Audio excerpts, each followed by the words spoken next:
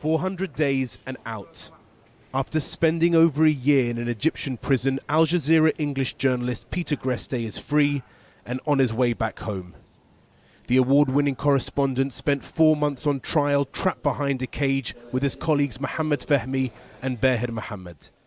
The 3 men were sentenced to between 7 and 10 years on terror-related charges in what human rights campaigners called a show trial with no legal merit. But now a presidential decree issued by Egyptian leader Abdel Fattah al-Sisi means Peter Greste's ordeal is finally over. In a statement, Al Jazeera's acting managing director said, "We're pleased for Peter and his family that they are to be reunited. It's been an incredible and unjustifiable ordeal for them, and they've coped with incredible dignity.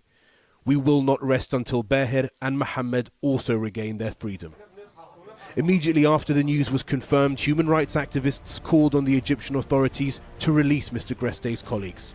This case is just the tip of the iceberg. We have thousands more people detained for criticizing the government or taking part in peaceful protests against them. The world should not forget now, with Peter Greste free, about his colleagues Baha and Mohammed, or about the many thousands of others who are now languishing in detention just because Egypt's government doesn't like what they have to say.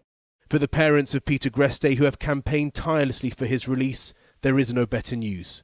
Finally, they'll be reunited with their son. We've always known he's been a strong person and that he's very pliable, you could say the word, and coping with all sorts of situations. You know, you've got to be when you're a foreign correspondent in many ways. The joy expressed at Peter Greste's release has quickly been tempered with concern. The friends and family of his colleagues and thousands of others detained continue to face an anxious wait. Many will be asking if their loved ones will be next. Zain Jafar, Sky News, Cairo.